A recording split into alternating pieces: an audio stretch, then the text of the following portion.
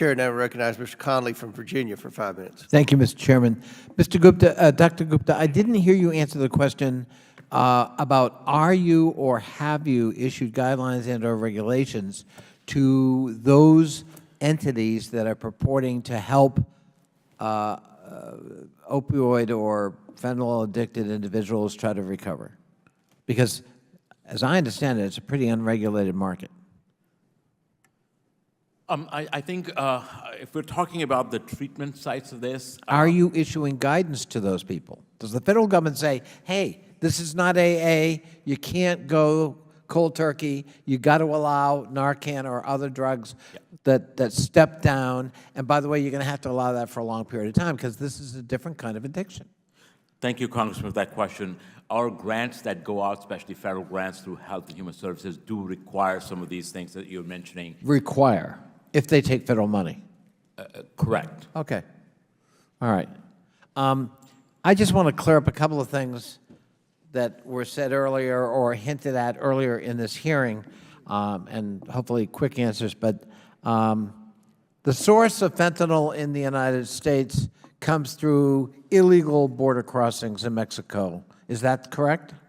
The majority of the fentanyl is coming through the ports of entry. So it's not on the backs of people trying to cross into the United States illegally.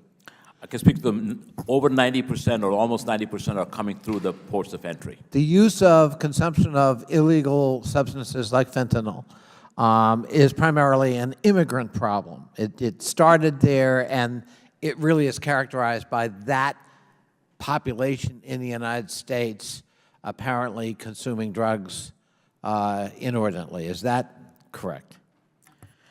Congressman, of course, the fact is exemplified that 109,000 Americans are dying every year, that it pervades through all communities, all geographies, all socioeconomic status. But it's not factually correct, or is it, that it's primarily immigrants in that population? Not factually correct. Not fact.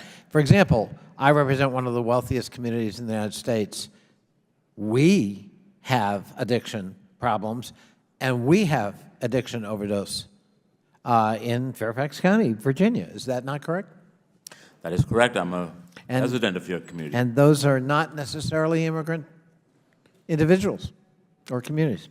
There was also a suggestion, and if we could put up, your office claims these successes.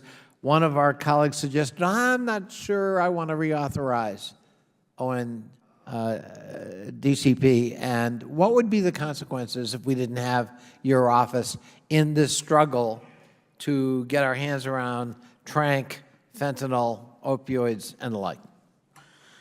Congressman, I think it would send the wrong message to the American people about the seriousness that this Congress takes when it comes to the killing and the deaths of 109,000 Americans each year. Just within the last time we've been in this committee, we have over 25 Americans that have been killed. I take it that it's the wrong signal, but put that aside. Some people don't care about that.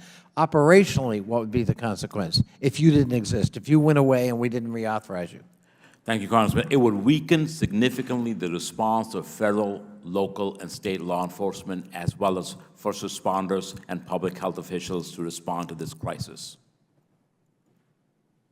Because what? Grants wouldn't flow, coordination wouldn't happen, intelligence wouldn't be shared? Because coordination would not happen, obviously intelligence would not be shared.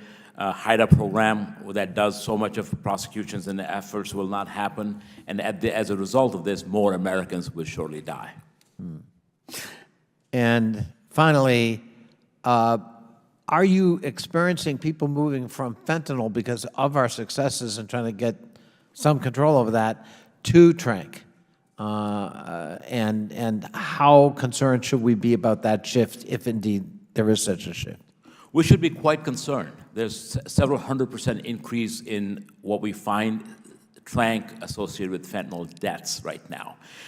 It is primarily happening because of the pursuit to make more money by the traffickers and producers, and that's where we have to go after. We've got to make sure that we're helping people who need the help, but at the same time we're denying the profits and the operating capital of these cartels as well as transnational criminal organizations. My time is up. I thank the chair and thank him for holding this hearing. I think this has a lot of potential for all of us finding common ground because all of our communities are affected. And I thank Dr. Gupta. I agree with the gentleman from Virginia. Without objection, the member from Puerto Rico, Jennifer Gonzalez, is waived on to the committee for the purpose of questioning witnesses at today's subcommittee hearing. Without objection, so ordered. Chair now recognizes Mr. Timmons from South Carolina for 5 minutes. Thank you, Mr. Chairman.